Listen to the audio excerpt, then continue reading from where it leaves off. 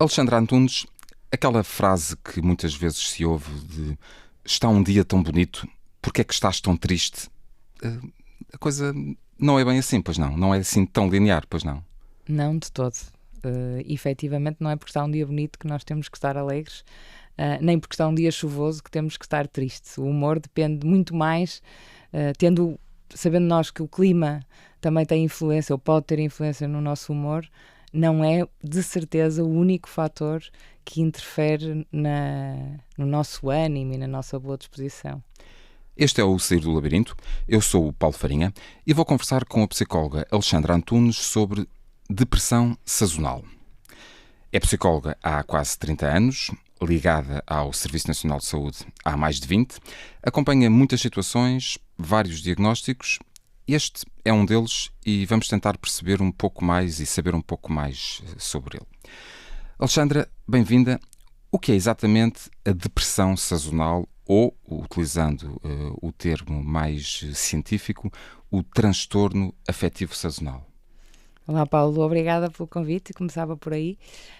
E pelo facto de podermos falar sobre saúde mental e deste transtorno tão específico, que eu diria que não é assim tão frequente no nosso país, não tem a taxa de prevalência, mas que é muito mais comum nos países que se afastam do Equador, por isso nos países mais de norte da Europa, nomeadamente, em que a prevalência deste transtorno é significativa. No entanto, também existe nas nossas consultas. Portanto, países com menos luz diária, horas diárias de luz solar. Exatamente, porque isto é efetivamente, como disse, um quadro depressivo, ou seja, uma alteração do humor, e que está associado à ausência, à diminuição da luz solar, e por isso a alteração daquilo que é o luz-noite, e que acontece essencialmente nos meses de outubro, a partir de outubro, ou seja, outono e inverno.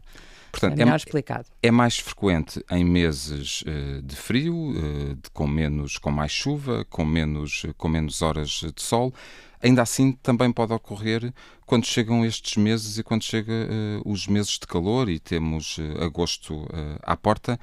E nesses casos, há alguma razão porque possa acontecer ou possa ser comum para algumas pessoas quando chegam estes meses ficarem mais em baixo, de terem alguns sintomas de depressão? Se calhar era importante nós, não estando completamente esclarecida qual a causa para esta perturbação, uma delas será a ausência da luz e o facto de ausência ou a diminuição da luz solar, que acontece a partir do outono e que também fica diferente a partir da primavera. Ou seja, as alterações climáticas têm influência na produção de uma hormona que é a melatonina e que é responsável pelo nosso sono, ou é um dos responsáveis pela indução do nosso sono, que é produzida com a diminuição da luz solar, e por isso é essencial. Aliás, conheceremos todos muitas pessoas e temos hoje à venda livre de melatonina exatamente para ajudar na indução do sono. E da serotonina, que é um neurotransmissor, e que, conhecido até pelo responsável pela felicidade, por isso que tem muita influência no humor, e que aparentemente aumentará a melatonina e a serotonina diminui. Isto será uma das causas para esta alteração. E por isso, como temos diminuição da luz, temos alterações a este nível.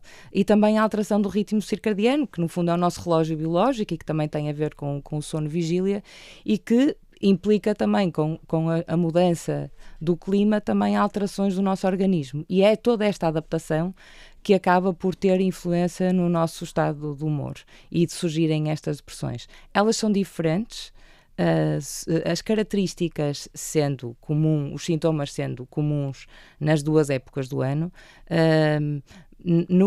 Na altura da primavera-verão, por exemplo, é mais comum surgirem dificuldades no sono, ao invés daquilo que acontece quando a perturbação é mais comum em meses de inverno.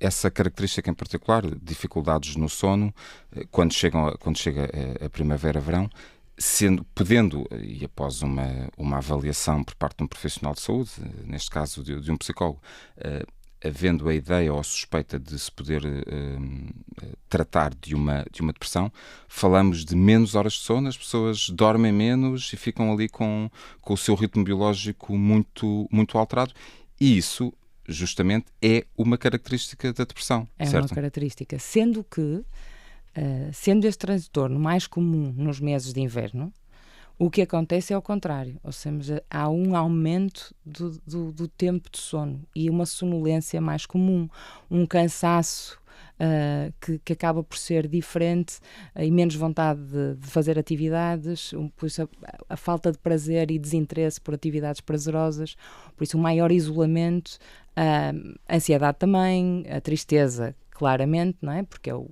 o fator mais importante. Nos meses, quando isto surge mais no verão, na primavera e no verão, há outra característica também no inverno, é uma tendência para aumentar o peso e consumo de hidratos de carbono. Isto são alguns sintomas. O peso aumenta porque as pessoas comem mais? Comem mais, efetivamente. No verão, há a diminuição do sono, e até alguma perda do apetite. Eu diria que assim, estes são alguns dos sintomas que divergem em relação à época do ano em que o transtorno pode ser comum. E no caso concreto da altura do ano em que estamos no verão, temos agosto à porta, há mais horas de sol, há mais calor, há mais atividades no exterior, mas isso não é necessariamente um atrativo ou não resulta exatamente como uma mola para as pessoas que sofrem de transtorno ou perturbação afetiva sazonal.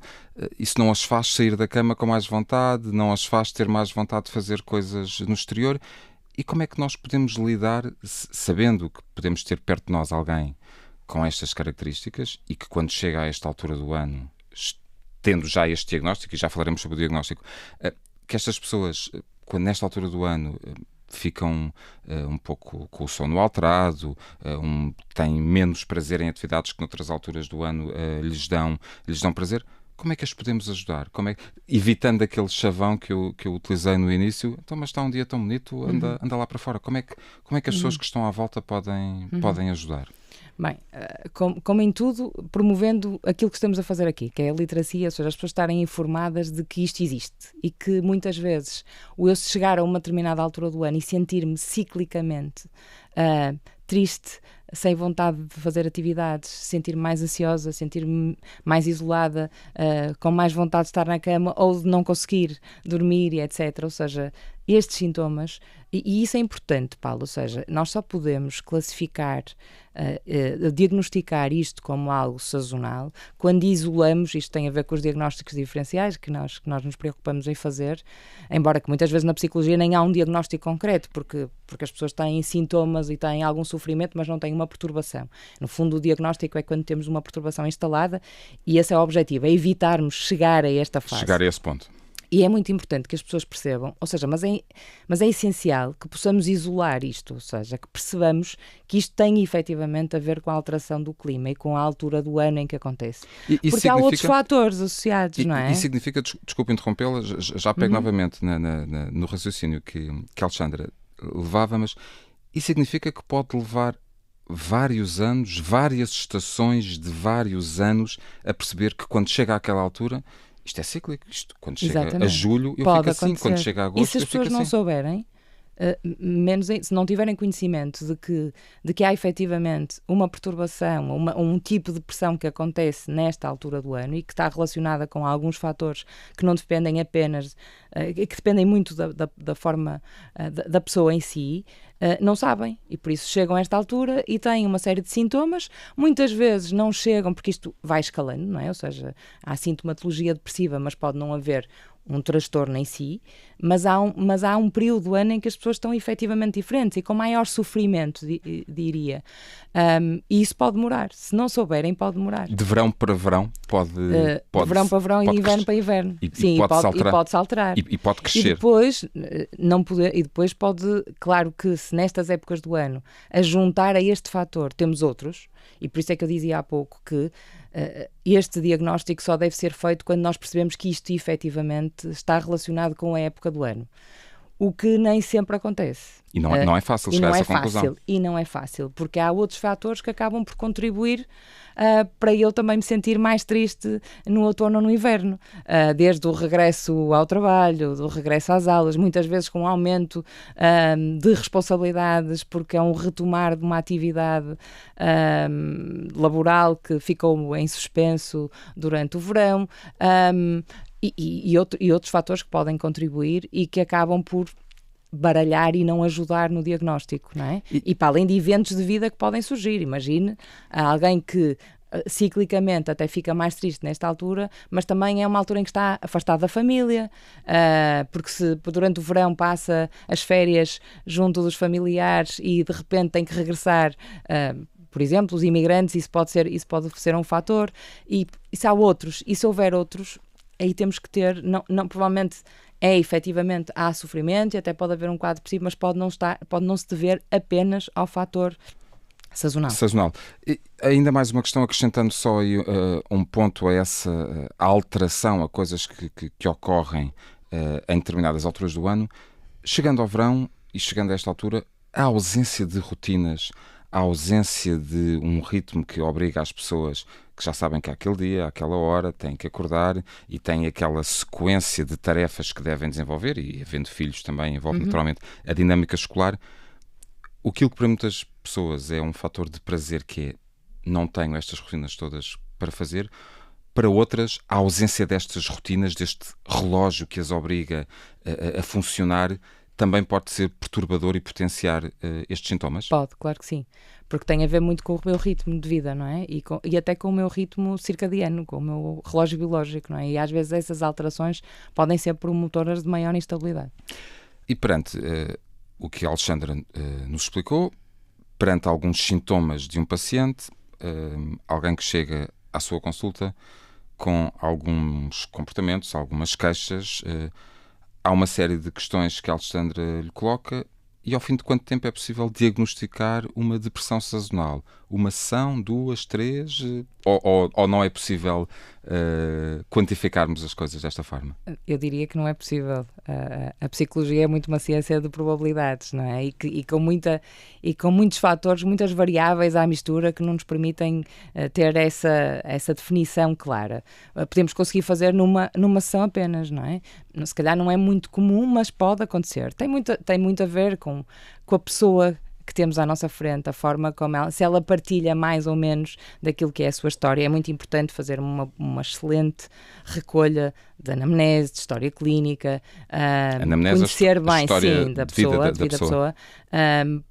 E toda esta avaliação é essencial, muitas vezes com recurso à avaliação psicológica através de alguns testes, de escalas, que nos podem ajudar também a clarificar o diagnóstico, mas isto depois depende da pessoa, não é? Temos pessoas muito defensivas, por exemplo, que têm muita dificuldade em partilhar e cuja relação terapêutica, a criação de uma relação de confiança, é muitíssimo importante para nós conseguirmos chegar a ela, assim, de uma forma simples. E isso varia muito. Depois depende também do próprio psicólogo, não é? E após... Nós não fazemos todos da mesma forma, não é? E após essa, enfim, a utilização das escalas que o profissional de saúde, que o psicólogo entende que deve utilizar, todas as questões que deve colocar,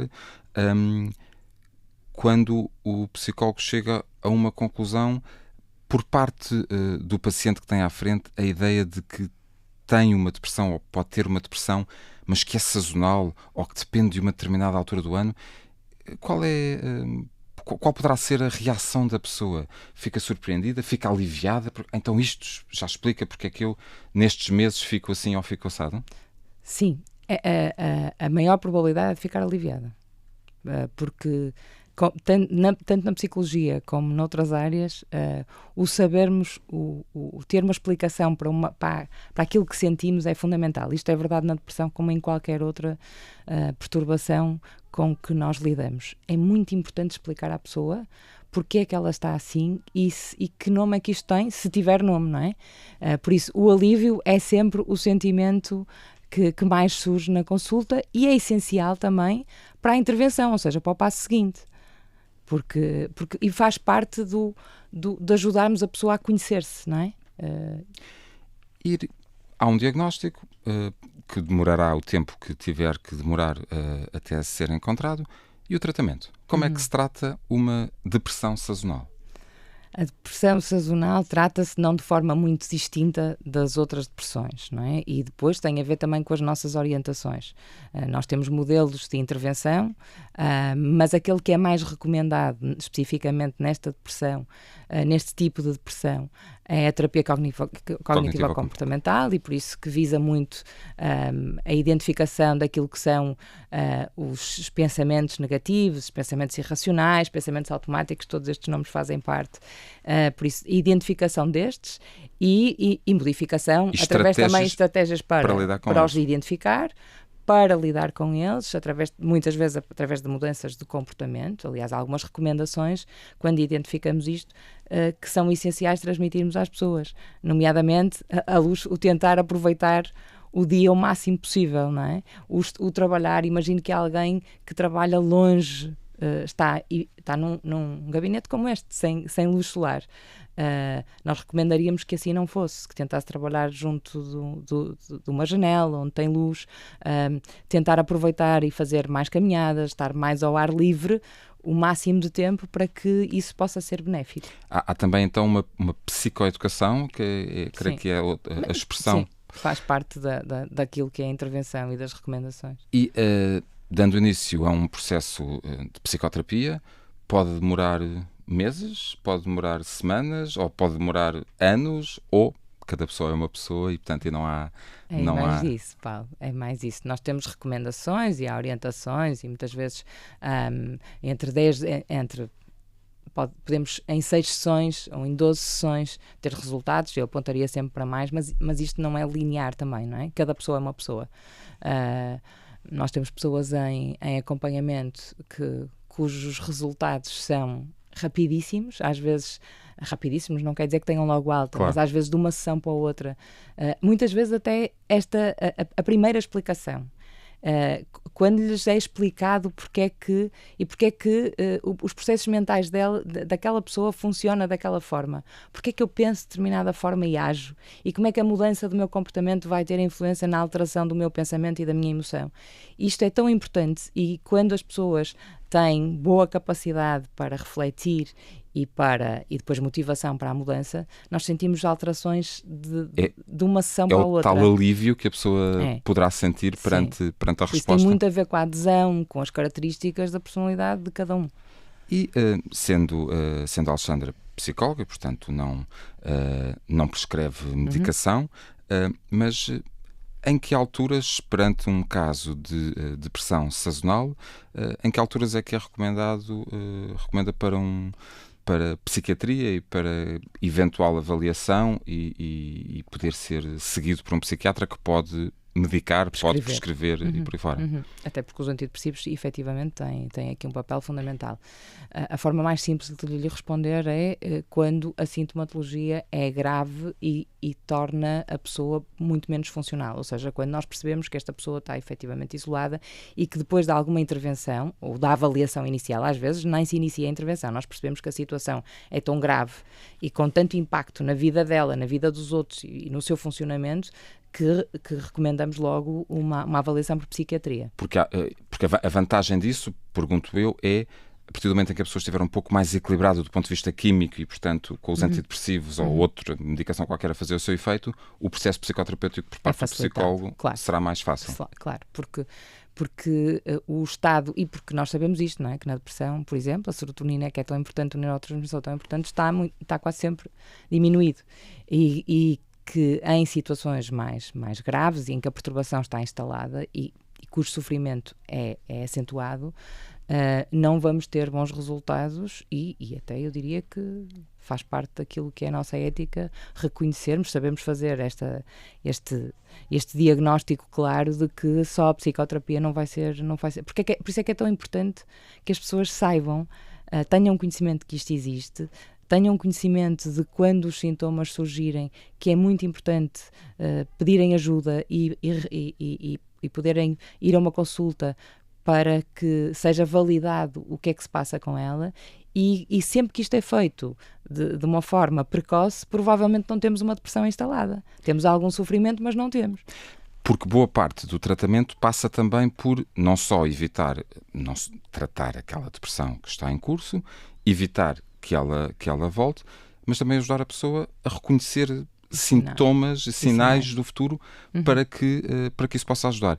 E nesse sentido, e voltando à questão anterior da medicação, de um eventual acompanhamento por parte de psiquiatria, o psiquiatra e o psicólogo andam a par e passo no seu caminho para o tratamento também de uma depressão sazonal, tal como de uma outra depressão? Sim, quando trabalhamos em equipa, não é? E em contexto do SNS, acabamos por trabalhar próximo, não é?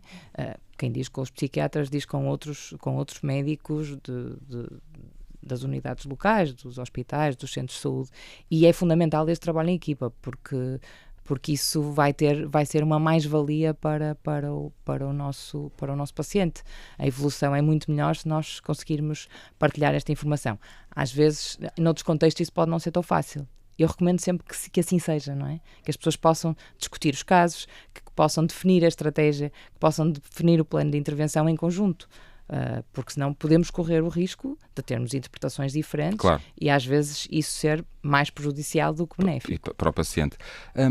Estamos a aproximar-nos do tempo limite da nossa entrevista, mas não queria deixar de lhe perguntar, ou fechar a entrevista da forma como eu comecei.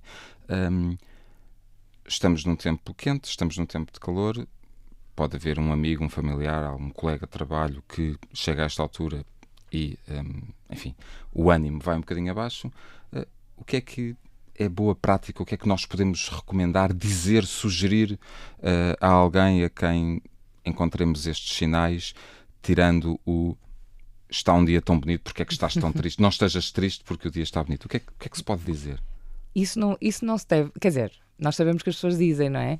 Mas se calhar o essencial é dizer, olha, tenho-me apercebido que tu andas triste e até estamos numa fase de aproximação de férias, passa-se alguma coisa, porque as pessoas podem estar assim, ou nós já as conhecemos muito bem e sabemos que nesta altura é comum esta pessoa ter este tipo de mudança de humor, e também podemos devolver-lhe isto. Se somos amigos e se somos próximos, não tem problema nenhum. Às vezes nós evitamos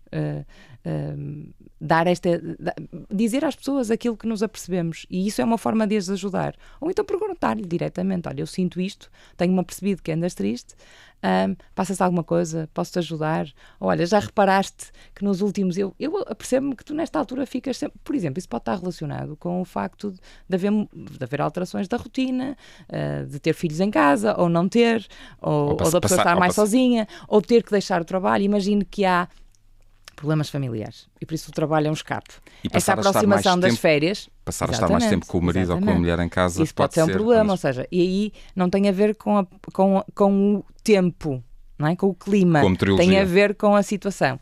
Mas a todos nós nos compete, ou deveria, é muito importante que possamos abordar a pessoa, e ela pode lhe dizer, olha, eu acho que isto tem a ver com a alteração do clima, eu nesta altura sinto, olha, sabes que podes pedir ajuda. Conversar, perguntar, abrir, ajudar o outro e a encontrar a saída, não é? E ajudar a encontrar a saída para este labirinto. É uma boa toada para terminarmos. Este foi o Sair do Labirinto, hoje com a psicóloga Alexandra Antunes, sobre perturbação afetiva sazonal ou depressão sazonal. Obrigado.